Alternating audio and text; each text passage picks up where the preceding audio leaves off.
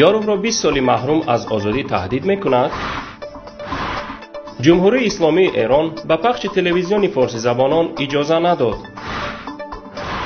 اصول خانه به خانه ضد ستر و حجاب به اصول باغ به باغ تبدیل شد. 44 نابالغ تاجیک در سوریه. 2 کارمند زندان خوجند بعد کوشش فرار محبوسان به اتهام بی‌پروایی و غفلت بازداشت شده اند. بزرگمهر یاروف وکیل دفاع معروف را که حالا در بازداشت قرار دارد احتمال تا 20 سال محرومی از آزادی تهدید میکند. یک کارمند مقامات امنیتی تاجیکستان با شرط فاش نشدن نامش گفت گناه اساسی بزرگمهر یاروف به زبان آوردن اسم پرزیدنت و پروکورور ژنرالی در رفت مرافعه ها می باشد. اگر گمانبر زبان خود را از بیان نام آنها نگاه دارد حکمی سبک می گیرد. تنها همان قلابی و شکایت های مردم بررسی می شود و تمام، گفت منبع. در حال این کارمند مقامات از تهدید 20 سال زندان وکیل دفاع صحبت می کند که پرونده علیه بازداشت شده را ریاست مبارزه بر ضد جنایت های متشکل وزارت کارهای داخلی باز کرده است. در دادگاه ناحیه فردوسی گفتند که محاکمه پرونده بزرگمهر یاروف احتمال تا ماه اکتبر دوام کند. محمد سعید شاهیان رئیس کمیته تلویزیون و رادیو گفته است جمهوری اسلامی ایران برای پخش تلویزیون فارسی زبانان در قلمرو کشورش از روز اول اعلان شدن این اقدام اجازت نداده است. با گذشت 4 سال از این اعلان یا اقدام جانب تاجیکستان درباره این موقع ایران اطلاع می‌دهد. ایران با گذشت 2 سال از واردات تجهیزات تکنیکیش به تاجیکستان پرداخت گمرکیش را اجرا نکرده است و این تجهیزات تکنیکی آنالوگی بوده به فرمت امروزی پخش برنامه‌ها جوابگو نیست، در حالی که ما یک قسم بینای تلویزیونی بهارستان را 2 سال است که جدا کرده ایم. تاجیکستان تمام عهده‌داری‌هایش را اجرا کرده است. افغانستان میبایست با کادرها با شرط‌هایی که در شرطنامه موظف شده بود تأمین میکرد. این شرطنامه شفاهی بوده، بین رهبران کشورها تصمیم گرفته شده بود. مهلت اجرا ندارد. تاجیکستان در هر شرایط انتظارات که شریکان عهده‌داری خود را اجرا کنند و کار را سر کنیم. حتی در حالی که ایران پخش این تلویزیون را در قلمرو خودش اجازه نمیداد و کادرهای خودش را برای کار پیشنهاد میکرد، جانب تاجیکستان به این هم راضی شده بود. پولاد شریفزاده سردار ریاست بین المللی کمیته مذکور در شرح ماهیت شرطنامه گفت که شرایط شرطنامه سه جانبه چنین بود که اگر یکی از طرفها شرط یا عهده‌داری را اجرا نکند شرطنامه اجرا نمی‌گردد. ظفر صوفیف کارشناس تاجیک میگوید که از روز اول پخش این خبر اجرای آن مشکوک به نظر می‌رسید. سبب آن را او در تفاوت مذهبی و ساخت دولتداری این سه کشور می‌داند.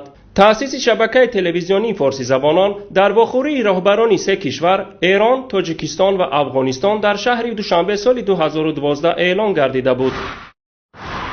به نظر می رسد حکومت تاجیکستان مبارزه با ستر و حجاب را که فرهنگ بیگانه پرستی عنوان کرده است ادامه خواهد داد. اینک اصول خانه به خانه کمیته زنان و عائله که به بی‌سترکنی بانوان روانه شده است از ولایت سوغد به شهر دوشنبه پایتخت تاجیکستان گذشت.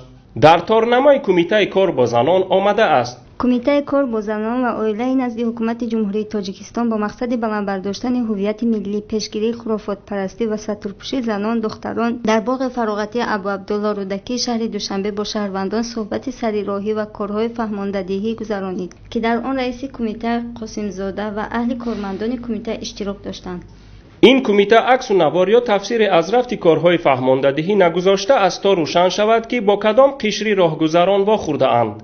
معمولا در این مرکزهای فراغتی یا به اصطلاح باغها در این روزهای کاری به استثنای کارمندان بخش کمونالی شهر که از آنها راهرو نام برده می شود یافتن بانوان دیگر محال است. کمیته قبلا اطلاع داده بود برای کارهای فهماندهی و ترغیب لباس ملی در ولایت سوغد با شرکت بانوان سابقه دار تجربه کردند که اصول خانه به خانه نام گرفت و هم خبرهای زیاد از تهدید کمیته و پلیس به زنان سترپوش رسانه‌ای شدند. کمیته کار با زنان گفت به کسی تهدید نشده است و تنها کارهای فهماندهی انجام گرفته اند. سردار ریاست کارهای داخلی سوغد ژنرال شریف نظرزاده به خبرنگاران گفته است که عین حال حدود 394 نفر زادگان شهر و نواحی ولایت سوغد در جنگ‌های سوریه و عراق اشتراک دارند. با گفته گنرال نظرزاده 24 تن از آنها همراه خود زن و فرزندانشان را نیز برده اند که تنها شمار فرزندان نابالغشان 44 نفر را تشکیل می‌دهد و آنها با اعضای عائله خود در صف دولت اسلامی خدمت فعال دارند. نظرزاده با نگرانی هرچی بیشتر اضافه نموده است که از 44 تن فرزندان مجاهدان سعودی که با والدانشان در سوریه قرار دارند 22 نفرشان پسر و 22 تن دیگر دختران نابالغ میباشند. وی تاکید کرده است برای اشتراک در جنگ‌های دولت سوریه علیه 321 نفر زادگان شهر و نواحی ولایت سوخت با ماده 401 علاوه یکی کدکس جنایتی جمهوری تاجیکستان پرونده‌های جنایتی باز و 10 پرونده جنایتی با خلاصه عیبداری به دادگاه فرستاده شده است. اما تحلیلگران میگویند چنین تعقیب و فشارها هرگز مؤثر نبوده، برعکس نفرت مردم مسلمان را به مقامات زیاد میگرداند، چون بیشتر پرونده هایی که نسبت افراطگراها ترتیب داده میشوند ساختکاری بوده مقامات تفتیشاتی برای گرفتن وظیفه یا بالاتر رفتن در آن تشکیل میکنند. پروکراتور ولایت سوخت میگوید تفتیش جریان رویداد نشان داده است که 2 کارمند زندان خوجند از بی‌پروایی سببگار اصلی فرار محبوسان از زندان شده اند. پروکراتور پرونده جنایتی آغاز کرده است و حالا تفتیشات ادامه دارد. حبیب الله واحدوف دادستان سوخت به خبرنگاران گفت این افراد حالا در حبس پیشکی قرار دارند ولی حاضر نشد نام و نسب آنها را آشکار کند. شده که فرار نمودن از مؤسسه اصلاحی سیدروبسه که برای جنایت‌های وزنی مخصوصا وزنی گناهکار کرده میشوند حبسش به ضرر گردانده شده. لیکن از سبب اون که این کار در داخل مؤسسه اصلاحی رخ داده است ما پرونده جنایتی آغاز کردیم، هم عاید کشتار هم عاید خنک نظری که برای چی همین حادثه رخ داد. در حالت حاضره نسبت بنابر سبب اون که پرونده جنایتی اولا در استحصالات ما بود، حاضر در استحصالات مفتشان پروکراتور گنرالی قرار دارد. وابسته به پرونده جنایتی 2 نفر کارمند مؤسسه دستگیر و حبس کرده شدند.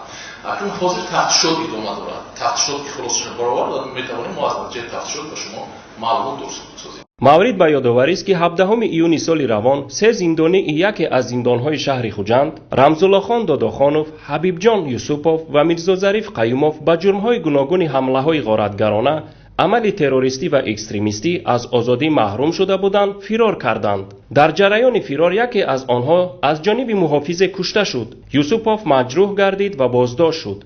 رمزالله خان داداخانوف 2 روز بعد فرار در یک مقاومت به کارمندان حفظ حقوق کشته شد. تفصیلات بیشتری خبرها را از سامانه پیامنت دریافت کنید.